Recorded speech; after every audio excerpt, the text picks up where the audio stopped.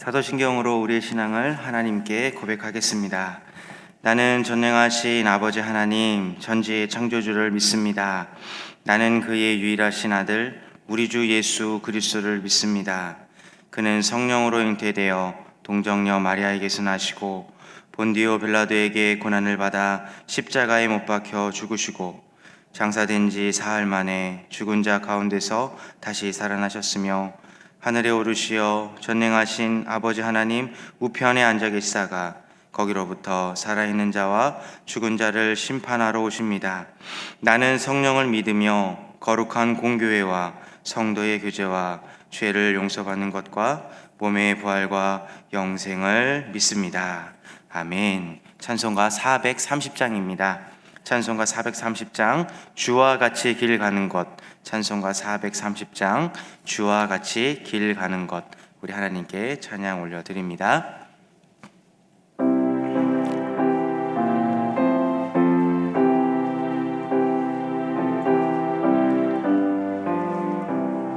주와 같이 길 가는 것 즐거운 일 아닌가. 우리 주님 걸어가신 발자취를 밟겠네.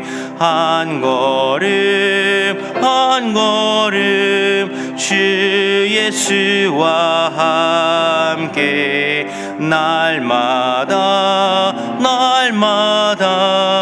우리 걸어가리. 어린아이 같은 우리 미련하고 약하나 주의 손에 이끌리어 생명길로 가겠네. 한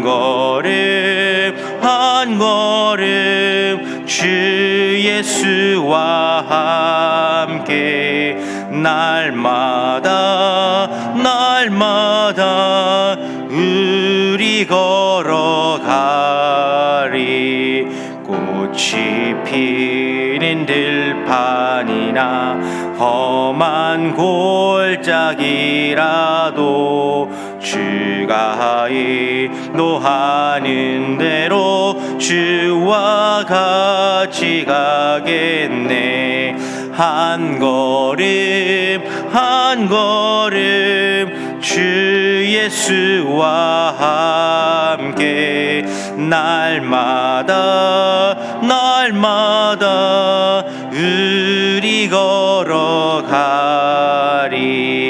옛 선지자 에녹같이 우리들도 천국에 들려 올라갈 때까지 주와 같이 걷겠네.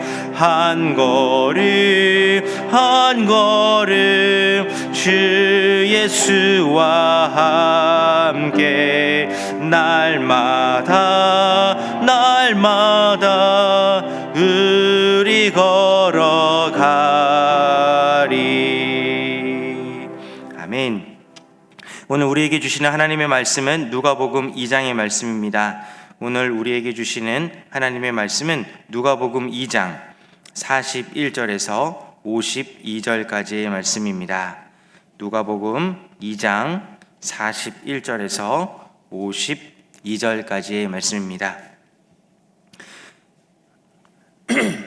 저와 여러분이 한 절씩 교독하고 마지막 절은 합독하도록 하겠습니다. 그의 부모가 해마다 유월절이 되면 예루살렘으로 가더니 예수께서 12살 되었을 때 그들이 이 절기의 관례를 따라 올라갔다가 그날들을 마치고 돌아갈 때에 아이 예수는 예루살렘에 머무셨더라. 그 부모는 이를 알지 못하고 동행 중에 있는 줄로 생각하고 하룻길을 간 후 친족과 아는 자 중에서 찾되 만나지 못함에 찾으면서 예루살렘에 돌아갔더니 사흘 후에 성전에서 만난즉 그가 선생들 중에 앉으사 그들에게 듣기도 하시며 묻기도 하시니 듣는 자가 다 그 지혜와 대답을 놀랍게 여기더라. 그의 부모가 보고 놀라며 그의 어머니는 이르되 아이야 어찌하여 우리에게 이렇게 하였느냐 보라 내 아버지와 내가 근심하여 너를 찾았노라. 예수께서 이르시되 어찌하여 나를 찾으셨나이까? 내가 내 아버지 집에 있어야 될 줄을 알지 못하셨나이까 하시니 그 부모가 그가 하신 말씀을 깨닫지 못하더라. 예수께서 함께 내려가사 나사렛에 이르러 순종하여 받드시더라. 그 어머니는 이 모든 말을 마음에 두니라. 예수는 지혜와 키가 자라가며 하나님과 사람에게 더욱 사랑스러워 가시더라. 아멘. 기도하겠습니다. 사랑의 하나님, 은혜를 감사합니다. 오늘도 주의 은혜 가운데 하루를 시작할 수 있게 허락하여 주시고 하루의 첫 시간을 또한 첫 장소를 거룩하게 구별하여 하나님께 예배하심을 감사드립니다. 오늘도 이 시간 우리 가운데 오셔서 우리에게 성령의 충만함을 허락하여 주시고 이 세상을 살아갈 수 있는 힘과 능력을 이 말씀 가운데 발견할 수 있는 은혜 또한 허락하여 주시옵소서. 오늘도 주님의 전에 나올 때 선교 헌금, 주일 헌금 또한 우리의 마음과 정성과 중심을 가지고 이곳에 모였습니다. 이 모든 것 하나님 기뻐 받으시고 아버지의 뜻이 하늘에서와 같이 이 땅 가운데 이루어지는 복의 통로로 사용하여 주시옵소서. 감사드리며 살아계신 예수님의 이름으로 간절히 기도드립니다. 아멘. 오늘도 이 새벽에 나온 여러분들에게 하나님의 은혜와 평강이 함께하여 주시기를 간절히 기도하도록 하겠습니다. 오늘 본문 이야기를 통해서 우리가 발견해야 될 중요한 사실 이 두 가지를 함께 나누고 오늘 이 새벽의 말씀을 좀 정리하도록 하겠습니다. 특별히 누가복음은 여러 가지 토막토막 이야기로 이렇게 기록이 되어 있습니다. 이 이야기로 기록된 이 성경 본문 속에서는 단어 하나하나를 살펴보는 것도 중요하지만 이 이야기가 어떤 이야기인지 또한 이야기 속에 어떤 사건이 일어나고 있는지를 발견하는 것, 이것이 먼저 우선돼야 될 성경 묵상의 방법인 것 같습니다. 특별히 오늘 본문에는 세 사람이 등장합니다. 첫 번째는 예수님이 등장하는데 이 예수님이 어떤 예수님입니까? 맞습니다. 바로 12살 먹은 예수님이 등장하고요. 그 두 번째 등장하는 것은 부모라고 이렇게 등장을 합니다. 부모라고 이렇게 보는 것보다 요셉과 마리아가 등장한다고 보는 게 정확합니다. 그리고 율법학자들, 성전에서 성경을 가르치는 이 율법학자들이 등장을 하는 재미난 이야기가 오늘도 성경에 기록되어 있습니다. 이 12살 예수, 그리고 부모인 요셉과 마리아, 그리고 또 율법학자들 이 중에서 우리가 오늘 이 12살 먹은 이 예수와 그리고 부모라고 불리우고 있는 이 요셉과 마리아의 태도를 한번 관찰해보고 우리가 이 세상에서 또 우리 가정에서 또 우리 교회에서 어떻게 적용하면은 이 말씀이 나의 말씀이 되는지 한번 살펴보도록 하겠습니다. 첫 번째는 이 요셉과 마리아, 성경에 부모라고 약 5번 정도 이렇게 묶여서 기록되어 있는 이 부모인 요셉과 마리아가 이 12살 먹은 이 예수를 어떻게 신앙 교육을 해왔는지, 그리고 12살까지 해왔기 때문에 앞으로는 또 어떻게 해갈 것인지를 한번 우리가 생각해보고 묵상해 볼 수 있습니다. 여러분들도 지금 자녀들을 다 키운 분도 계시고 또 양육 중에 계신 분도 계시고 또 자녀가 아니더라도 우리의 자녀인 이 손주들을 지금 바라보고 계시는 분도 여기 앉아 계시는데요. 이 말씀을 우리가 한번 생각해 보는 시간이 되었으면 좋겠습니다. 우리 41절 말씀을 같이 한번 읽어보겠습니다. 과연 요셉과 마리아라고 불리우는 이 부모는 어떻게 신앙을 교육을 했는지, 이 예수를 어떻게 신앙 교육을 했는지 두 가지 측면을 한번 살펴보겠습니다. 41절 한번 읽어보겠습니다. 그의 부모가 해마다 유월절이 되면 예루살렘으로 가더니, 아멘. 여기서 중요하게 우리가 한번 생각해 봐야 될 것은 해마다 이 유월절로 갔다, 유월절을 지키러 예루살렘으로 갔다라는 이러한 문장을 우리가 한번 살펴보면 좋을 것 같습니다. 아마 요셉과 마리아는 예수님 이후에도 자녀들을 낳았다라는 것을 우리가 말씀을 통해서 익히 알고 있지 않습니까? 예수님이 12살이 되는 그 해까지 요셉과 마리아 역시 계속해서 자녀를 낳으면서 어린 자녀들을 양육하고 있었다라는 것을 우리는 성경을 통해서 어렵지 않게 바라볼 수 있습니다. 어린 자녀들이 있음에도 불구하고 혼자가 아니라 둘, 셋, 넷 이렇게 키우고 있음에도 불구하고 요셉과 마리아가 놓치지 않았던 중심이 무엇이었냐면은 해마다 예루살렘에 올라가서 유월절을 지켰다라는 것입니다. 이것을 이렇게 한번 풀어서 해석해 볼 수 있습니다. 이 유월절이 올라갔다라는 것은요, 장소를 구별하여 지켰고 시간을 떼어서 지켰고, 그리고 그곳에 올라가서 하나님께 예배를 드리고 예물을 드렸다라고 이렇게 해석해 볼 수 있지 않습니까? 특별히 요셉과 마리아는 다른 신앙 교육보다는 정해진 시간과 또 정해진 장소를 거룩하게 구별하여서 이 예수님을 신앙적으로 양육했다라고 우리가 한번 살펴볼 수가 있습니다. 우리가 자녀들을 키우고 또 이 다음 세대를 우리가 양육하는 이 교회적인 입장에서 바라볼 때, 우리가 다음 세대들에게 보여줘야 될, 그리고 젊은이들에게 보여줘야 될 가장 중요한 모범이 무엇이냐면은, 우리가 시간과 장소를 거룩하게 구별하여서 하나님께 예배하는 모습을 보여주는 것이 중요하다라는 것을 한번 적용해 볼 수가 있을 것 같습니다. 그리고 또 요셉과 마리아가 어떻게 예수님을 신앙을 교육했냐, 바로 46절에 이렇게 기록되어 있습니다. 사흘 후에 성전에서 만난즉 그가 선생들 중에 앉으사 그들에게 듣기도 하시며 묻기도 하시니. 아멘. 하나님에 대한 이야기, 이 우리말로 지금 현대 언어로 표현해 보면 성경에 기록된 이 하나님에 대한 이야기를 좀 낯설지 않게 좀 노출을 시키는 그러한 삶을 살았다라고 우리가 생각해 볼 수 있습니다. 12살 먹은 이 어린 예수가 성전에서 3일 동안 있으면서 누구와 토론했냐면은 경찰 아저씨를 찾아간 것도 아니고, 그리고 배가 고파서 식당 아줌마에게 찾아간 것도 아니고, 낯설지 않게 성경을 알려주는 이 율법학자들과 함께 자리에 앉아서 어렵지 않게 듣기도 하고 묻기도 했다라는 이러한 46절의 말씀을 통해서 이 어린 예수를 마리아와 요셉은 하나님의 말씀과 친해지게 키웠다라고 우리가 한번 해석해 볼 수 있습니다. 제가 지금 8살부터 10살까지 지금 유년부를 지금 맡아서 담당하고 있는데요. 저희는 성경을 찾는 것을 연습을 합니다. 그러니까 아이들에게 항상 부탁하는 게 있어요. 성경을 찾을 때는 애들이 너무 빨리 막 찾으려고 그래요. 자기가 1등을 하고 싶은 마음에. 성경은 빠르게 찾는 것이 아니라 정확하고 확실하게 찾는 것이 중요하다라는 것들을 가르치면서 항상 말씀을 전하기 전에 아이들이 성경을 찾을 때 한 3분에서 5분 정도 걸립니다. 그러한 시간을 충분하게 주면서 이 성경과 좀 친해지는 그 연습을 좀 하고 있거든요.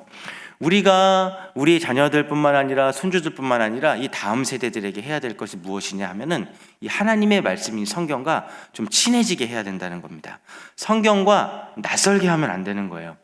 제가 사역을 하면서 이제 어른분들도 여러 분 만나서 이제 신방을 하다 보면은 성경에 보면은 약어표가 있습니다. 뭐 창세기는 창, 출애굽기는 출, 레위기는 레 이렇게 있는데, 여전히 이 약어표를 가지고 있음에도 불구하고 성경 찾는 것들 어려워하시는 어른분들을 제가 어렵지 않게 만나 뵐 수 있다는 겁니다.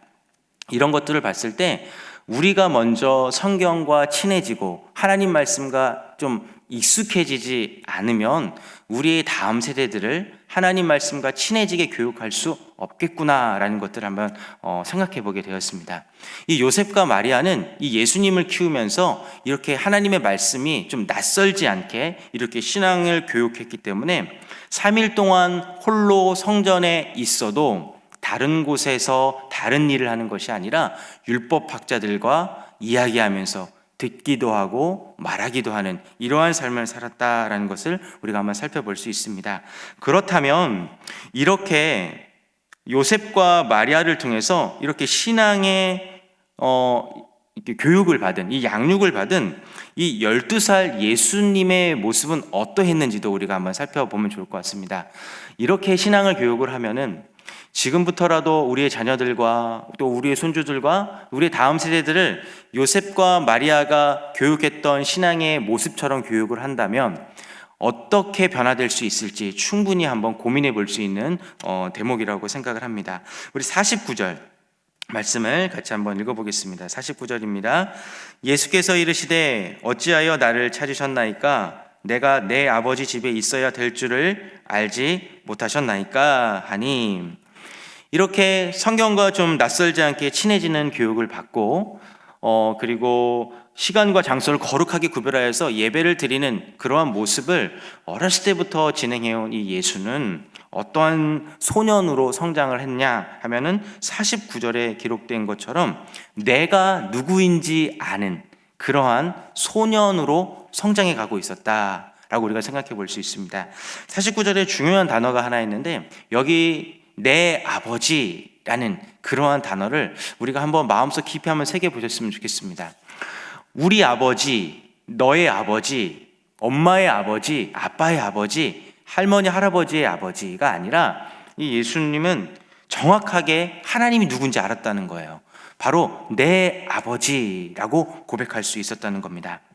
이렇게 신앙 교육을 받은 이 예수님은 내가 누군지 알았다는 겁니다. 즉 내가 어떤 사람인지 알았다. 내 정체성이 무엇인지 알았다라는 거죠. 우리가 성경에 어렸을 때, 아기 때 1살부터 12살까지의 그 모습은 성경이 기록하고 있지 않아서 우리가 예수님께서 어떠한 삶을 살았는지는 도무지 알 길이 없습니다.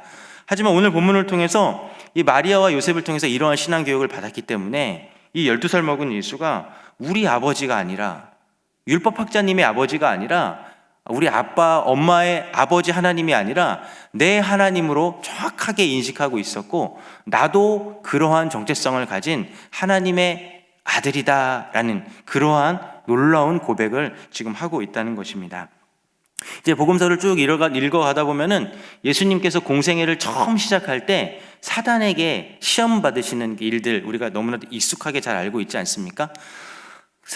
금식 이후에 이제 광야로 가셔서 사단에게 시험 받는 이런 일들을 우리가 접할 수 있는데, 예수께서 12살 먹었을 때쯤에 내가 누구인지 알았기 때문에 사단에게 시험을 받으면서 예수님께서 결단한 것이 무엇이냐? 나는 어떤 하나님의 아들로 살 것인가? 라고 결단할 수 있었다라는 거죠. 그렇기 때문에 배가 고프고 줄이는 그러한 상황 속에서도 돌을 떡으로 만들어서 먹지 않았다는 것이고, 높은 곳에 올라가서도 영광을 취하지 않았다라는 것, 내가 누구인지 아는 사람만이 할 수 있는 놀라운 믿음의 걸음이라는 사실을 우리가 발견해 보셨으면 좋겠습니다. 그리고 또 한 가지, 우리 51절을 한번 읽어보도록 하겠습니다. 51절입니다. 예수께서 함께 내려가사 나사렛에 이르러 순종하여 받드시더라. 그 어머니는 이 모든 말을 마음에 두니라. 아멘.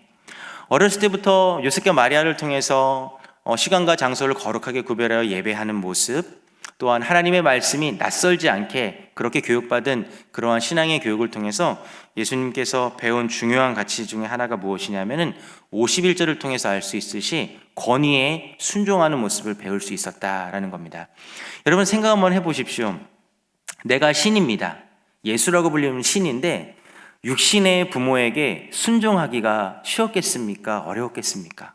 만약에 제가 신이었다면은 부모님의 말씀에 나를 낳아준 그런 통로가 되어줄 수는 있겠지만, 단순히 당신들은 내가 이 세상에 오게 해주는 그냥 통로일 뿐 내가 당신들의 말에는 순종할 필요가 없다라고 이렇게 사춘기적인 반항의 모습을 보였을 수 있을 것 같은데, 예수님의 놀라운 믿음의 선택이 무엇이었냐면은 신임에도 불구하고 육신의 부모, 엄마, 아빠에게 권위에 순종하는 모습을 보이고 있다는 것입니다. 여러분 사실 이 예루살렘에서 아마 12살 먹은 이 예수는 엄청난 대스타였을 것입니다. 12살 먹은 어린아이가 3일 동안 율법학자들과 함께 토론을 하고 있었다는 것은 어떻게 보면은 우리 말로 얘기하면은 천재일 수도 있다는 거죠. 율법학자들이 이런 얘기를 하지 않았을까요? 이 아이를 예루살렘에 두고 가십시오. 그럼 내가 훌륭한 성직자로 키워내겠습니다. 이러한 이야기를 사춘기 소년인 예수가 듣진 않았을까요? 그런데 마리아와 요셉이 이제 같이 내려가자라는 그 이야기를 들었을 때 고민도 하지 않고 어머니 아버지의 말씀에 순종했다는 것입니다. 여러분 예루살렘은 대도시로 볼 수 있고, 지금 예수가 묵고 있는 나사렛 동네는 시골 촌동네로 볼 수 있습니다. 여러분 이렇게 부모님의 말씀에 순종을 하고 부모님의 권위 아래 들어갈 수 있는 이 예수의 가장 큰 변화된 그러한 모습은 어렸을 때부터 부모님이 신앙으로 이렇게 양육을 해왔기 때문에 예수께서도 이렇게 놀라운 선택을 할 수 있었다라는 사실을 우리가 오늘 말씀을 통해서 한번 발견해 보셨으면 좋겠습니다. 한번 적용해 보도록 하겠습니다. 이제 말씀을 마치면서 한번 적용해 볼 텐데요. 우리는 누군가의 부모로 살고 있는 존재이고 또 누군가의 자녀로 살아가고 있는 사람들입니다. 특별히 우리가 부모로서 또 자녀들을 키우고 우리가 손주들을 키우며 살아가고 있는데, 우리가 이 말씀을 통해서 한번 도전하고 싶은 것은 정해진 장소와 정해진 시간을 구별하여서 또 예배하고 또한 하나님의 말씀을 가까이 하는 그러한 가정의 문화를 또 여러분들이 한번 잘 만들어 보시면 좋을 것 같습니다. 저도 어머니께서 지금 목사님이셔서 이제 포천에서 목회를 하고 계시는데요. 저희는 어렸을 때부터 이제 명절 때가 되면은 항상 가족끼리 하루 정도 이제 금식하는 시간을 가졌습니다. 저희 어머니께서 뭐 음식을 하기 싫고 뭐 친척들을 받기 싫어서 이런 마음으로 하신 것이 아니라, 이 명절 기간에 또 하나님께 우리가 금식하면서 또 예배하는 그러한 우리 가정 문화를 만들었으면 좋겠다라는 그런 생각을 가지고 저희가 이제 금식하면서 또 하나님께 예배하는 그런 가정 문화가 저희에게 있습니다. 제가 이제 결혼하고 아이를 낳고 그리고 저희 형 가정이 결혼하고 아이 낳기 전까지는 그런 일들을 잘 했어요. 이제 저희 아이들도 어느 정도 이제 자라면은 아마 그 가정 문화 속에 아마 들어갈 것 같습니다. 또 그리고 저희 가정에는 좀 재미있고 좀 충격적인 가정 문화가 하나 있는데, 저희는 제 위에 형이 한 명 있고 제가 이 동생이 형제거든요. 근데 저희는 어머님 아버지의 권유로 저희는 항상 결혼식을 하고 결혼한 첫날 밤은 저희는 항상 기도원에 같이 가서 이렇게 첫날 밤을 보냈어요. 그것이 뭐냐면은 저희 어머니 아버지가 너희들이 이제 부부로서 하나 된 첫 시작을 하나님께 온전하게 드렸으면 좋겠다라는 그러한 도전이 있으셨기 때문에 저희의 가정 문화로 그것이 좀 자리 잡혀 있다는 것입니다. 아마도 제가 지금 딸이 둘이고 저희 형네 이제 제 조카가 4명인데 저희 조카들도 이제 결혼을 하면은 이런 가정 문화를 고스란히 물려받지 않을까, 이런 생각이 듭니다. 전 여러분들에게 도전을 합니다. 지금 자녀들이 신앙생활을 하지 않은 그러한 자녀들도 있고, 혹은 여러분들의 손주들도 잠깐 신앙생활을 쉬고 있는 그런 손주들도 있을 텐데요. 좋은 가정 문화를 할 수 있는 날들이 있습니다. 명절과 그리고 기일과 또 여러분들의 생일날 자녀들을 초청해서 예배를 한번 드려보십시오. 예루살렘에 올라가서 예배 드리는 것만큼 여러분들이 모이는 생일이나 명절이나 기일 때 하나님께 먼저 예배를 드리고 말씀을 보는 그러한 일들을 통해서 신앙생활을 하고 있지 않은 자녀들 역시 어렵고 힘들고 삶에 힘든 문제를 부딪혔을 때 반드시 하나님을 찾고 하나님께 돌아갈 수 있는 그러한 결단들을 하게 될 것으로 믿습니다. 또한 한 가지 더 적용하고 싶은 것은요, 우리가 자녀로서 살아가고 있지 않습니까? 우리가 자녀로서 이 세상을 살아가고 있을 때마다 내가 누구인지 또 나의 정체성은 무엇인지 우리가 분명하게 발견하는 그러한 삶이 되었으면 좋겠습니다. 예수님께서도 12살 되었지만 어린 그러한 삶을 살아가고 있는 그런 본문을 우리가 지금 대하고 있지만, 예수님께서 항상 생각하신 것은 무엇이었냐면 내가 누구인지를 생각하고 있었다는 겁니다. 오늘 하루도 여러분들 내가 누구인지 한번 고민해 보셨으면 좋겠습니다. 그러니까 단순히 내가 교회에서 일을 하는 목사인지, 아니면 내가 하나님께 정말로 부름받은 사명자인지, 그리고 더 나아가서 하나님께서 너무나도 사랑하시는 한 자녀, 한 아들인지, 이런 정체성을 꼭 발견하셔서 묵상하는 귀한 하루가 되어주시기를 주님의 이름으로 부탁드리겠습니다. 기도하겠습니다.